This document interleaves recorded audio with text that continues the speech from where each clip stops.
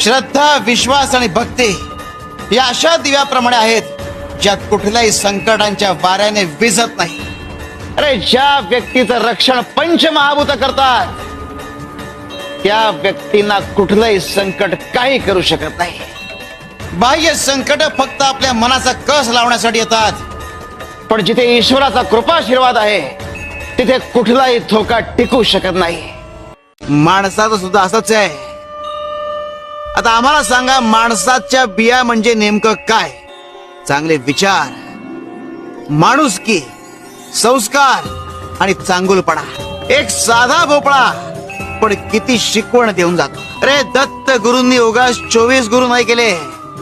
प्रत्येक गुरुकडून काही ना काही शिकता येतं. आता शिकायचं की नाही हे महत्वाचं.